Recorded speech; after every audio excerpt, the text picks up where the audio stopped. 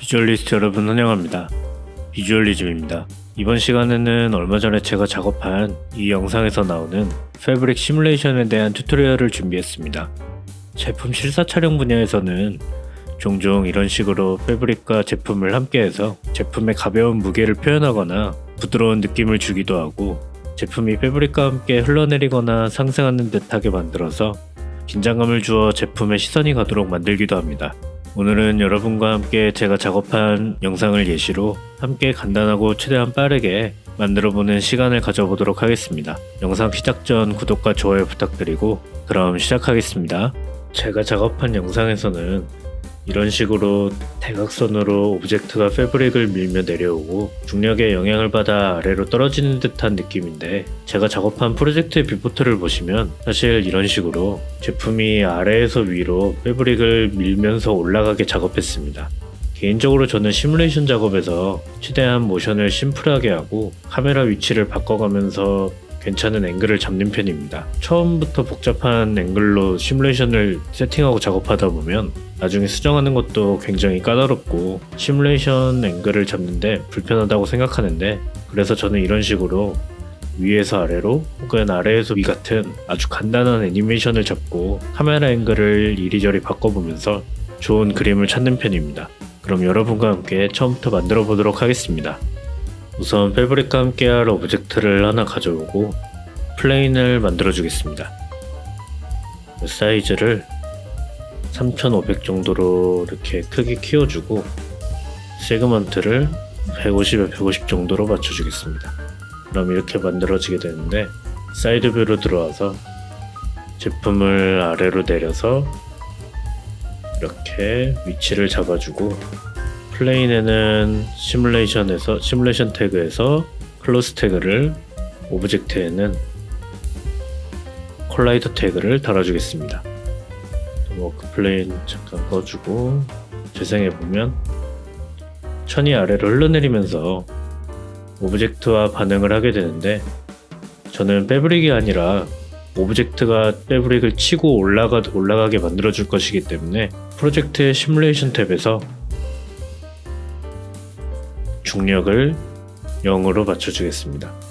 그리고 재생해보면 아무런 반응이 없는데, 이제 잠시 플레인의 눈을 꺼주고 오브젝트의 애니메이션을 잡도록 하겠습니다. 어차피 패브릭은 포지션이 0으로 맞춰져 있으니까 이 위치를 생각해보면서 우선 오브젝트의 포지션과 로테이션을 다시 0으로 맞춰주시고 널로 묶어서 바틀이라고 이름을 지어주겠습니다. 그리고 다시 내려와서 위치를 잡아주고 0프레임에서 Y축에 키를 찍어주고 150프레임 정도에서 이렇게 위로 상승하도록 애니메이션을 잡아주겠습니다. 그리고 재생해보면 이런 식으로 애니메이션이 되게 되는데, 그냥 상승하면 재미가 없으니까 약간의 디테일을 추가해주겠습니다. 그냥 자연스럽게 상승하는 것처럼 기울기에도 키를 주고 상승했을 때 이런 식으로 기울어지게도 만들어주고, 제품이 회전하도록 이렇게 약간만 키를 찍어주겠습니다. 키는 전부 리니어로 맞춰주시고 이렇게 그냥 간단하게 애니메이션을 잡아보았습니다. 너무 과하지 않도록 조절해 주시면 좋겠고, 이렇게 어느 정도 조절해 주시고 플레인을 다시 켜서 재생해보면 이렇게 오브젝트가 천을 밀어내며 상승하는 것을 보실 수 있습니다. 너무 늦게 올라오는 것 같아서 시작점을 좀 올려주고 상승하는 것도 살짝만 내려주겠습니다. 재생해보면 이렇게 애니메이션이 되는 걸 확인하실 수 있는데, 조금 어색한 것 같아서 저 같은 경우에는 상승할 때 빠르게 상승하고 나중에는 천천히 애니메이션이 되도록 이렇게 그래프를 수정해 주겠습니다. 그래서 이렇게 애니메이션이 되는 것을 확인하실 수 있는데, 근데 지금 보시면 뭔가 엄청 두꺼운 가죽 같은 재질에 반응하는 것처럼 천이 무거운 느낌을 주고 오브젝트의 형태가 잘 보이지 않기 때문에 우선 클로스 태그를 눌러보시면 이쪽에 서페이스 탭에서 이렇게 우리가 클로스에 대한 세부적인 설정들을 해줄 수 있는데, 먼저 각 항목들에 대해서 간단하게 말씀드리면 가장 위에 밴드는 천의 구부러짐을 조절하는 값으로 값이 높을수록 부드럽게 휘어지고 낮으면 뻣뻣해지게 됩니다. 그리고 스트레치니스는 천이 늘어나는 정도를 결정하고 바운시니스는 충돌 시 반발력으로 값이 높으면 튕겨나는 정도가 크고 낮으면 충돌 후 쉽게 멈춥니다. 프릭션은 마찰력을 조절하는 값으로 값이 높으면 오브젝트와 만났을 때 잘 안 미끄러워지고 낮으면 쉽게 잘 미끄러집니다. 그리고 스티키네스는 천이 표면에 달라붙는 정도를 조절하는 값으로 값이 높을수록 표면에 달라붙고 낮을수록 자유롭게 움직입니다. 그리고 시크니스는 천의 두께를 설정하는 값으로 두께가 클수록 천이 두꺼워지고 값이 작으면 얇아집니다. 그리고 타겟 랭스는 천의 초기 길이를 유지하는 강도를 조절하는 값으로, 쉽게 말씀드리면 100은 기본 길이고 100 이하로 설정하면 천이 시뮬레이션 되면서 줄어들고 100 이상이면 늘어나려 합니다. 그리고 매스는 천의 무게를 조절하는 값으로 무거울수록 천이 쉽게 처지고 낮을수록 가벼워서 공중에 떠있는 듯한 느낌을 줍니다. 그리고 아래 콜리전 사이드는 천의 충돌의 감지 방향을 설정하는 항목입니다. 밑에 다른 항목들도 있지만 이 정도만 간단히 알고 계셔도 좋고, 사실 너무 어렵게 생각하실 필요 없이 지금은 이런 기능들이 있구나 하는 정도로 기억해 주셨으면 좋겠습니다. 우선 저는 패브릭이 부드러워졌으면 좋겠어서 가장 위에 밴드네스의 수치를 500 정도로 매우 높게 만들어 주겠습니다. 그리고 패브릭이 오브젝트와 약간 잘 붙어 있었으면 좋겠어서 아까 말씀드린 대로 스티키네스도 한 5 정도로 조금 올려주겠습니다. 그리고 타겟 랭스를 늘려서 천이 오브젝트와 반응해서 너무 많진 않게 한 이 정도로 늘어나게 만들어 주겠습니다. 그리고 한번 재생해 보면 이렇게 상승하는 오브젝트에 더욱 영향을 받아서 패브릭이 시뮬레이션 되는 걸 확인하실 수 있습니다. 지금도 괜찮은 것 같지만 더 디테일이 추가된다면 더욱 리얼한 시뮬레이션이 만들어질 수 있습니다.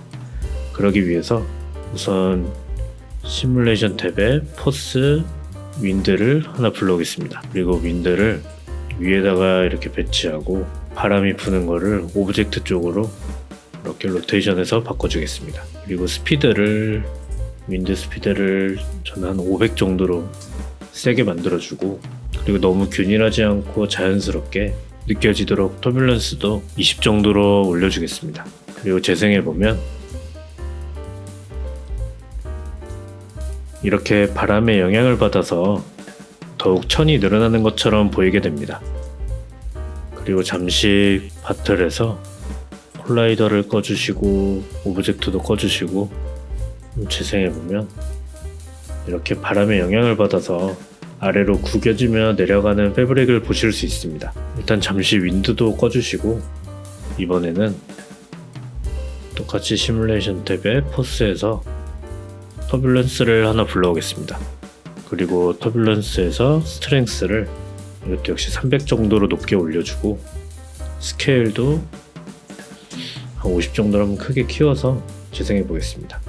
재생해 보면 이렇게 패브릭이 자연스럽게 움직이는 것을 확인하실 수 있습니다. 이렇게 해도 괜찮겠지만 전 터뷸런스를 하나 복사해서 더 만들어주고 스트렝스를 200 정도로 살짝 줄여주고 스케일도 역시 조금만 줄여주겠습니다. 그리고 하나 또 복사해서 스트렝스도 조금 다르게 만들어주고 스케일도 작게 만들어주겠습니다. 이런 과정들은 작은 디테일들을 추가해주는 것인데 현실에서의 천은 우리가 예상하는 범위 이상으로 아주 다양한 환경의 영향을 받게 됩니다. 이런 작은 차이들이 과하지 않게 더해진다면 더욱 디테일을 살릴 수 있습니다. 한번 재생해서 확인해보면 처음보다 더 자연스러운 패브릭을 확인하실 수 있습니다. 그리고 전 여기서 약간의 다이나믹함을 주고 싶기 때문에 시뮬레이션 탭에서 로테이션을 불러오겠습니다.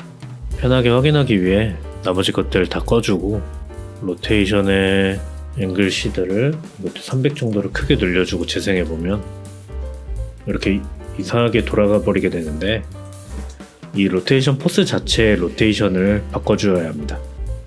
이렇게 90도로 돌려주시고 다시 재생해보면 이렇게 제자리에서 회전하는 것을 보실 수 있습니다. 근데 저는 굳이 이 전체가 회전할 필요는 없다고 생각해서 필드에서 스피어 필드를 하나 만들어주고 사이즈를 조절해서 안쪽 부분만 로테이션 되도록 만들어주겠습니다. 그리고 재생해보면 이렇게 패브릭이 소용돌이치게 되는데, 강하게 돌아간다고 느끼시면 여기서 조금씩 줄여보시면서 원하시는 느낌으로 만들어 보셨으면 좋겠습니다. 저는 이렇게 살짝 한번 줄여줘 보고 스피어 필드의 크기도 조금 줄여주겠습니다. 이제 윈드를 제외하고 나머지 포스트를 켜서 재생해보면 이렇게 자연스럽게 움직이는 패브릭을 만들 수 있습니다. 이제 윈도도 켜주고 오브젝트의 콜라이더도 켜주고 눈도 다 켜준 다음에 재생해보면 이렇게 오브젝트와 패브릭이 시뮬레이션 되는 것을 보실 수 있습니다. 이 상태에서 필드의 눈을 잠깐 꺼주고 윈드나 로테이션, 터뷸런스의 수치들을 조절해 주시면서 디테일을 만져주실 수 있고 오브젝트의 로테이션이나 포지션을 수정해 주실 수도 있습니다. 이렇게 너무 과하게 튀어나오거나 군데군데 제품이 너무 심하게 보여지는 상황에서는 오브젝트의 로테이션의 수치를 과하지 않도록 이렇게 조절해 주실 수도 있고, 아예 패브릭의 두께를 조금 높여서 오브젝트가 너무 심하게 튀어나오지 않게 만들어 주실 수 있습니다. 우선 포스들을 널에 묶어서 정리해 주시고, 저 같은 경우에는 앞서 말씀드렸듯 이 상태에서 카메라를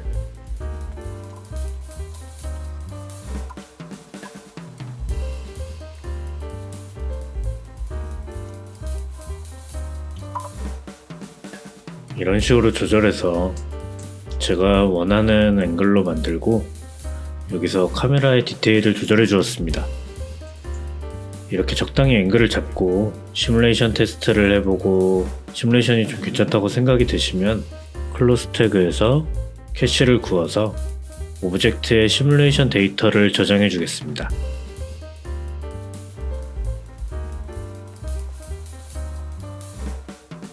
그런 다음에 확인하면 이렇게 바로바로 시뮬레이션 데이터를 확인하실 수 있는데, 클로스 서페이스에 패브릭을 넣어주고 적당히 두께도 이렇게 만들어 주겠습니다.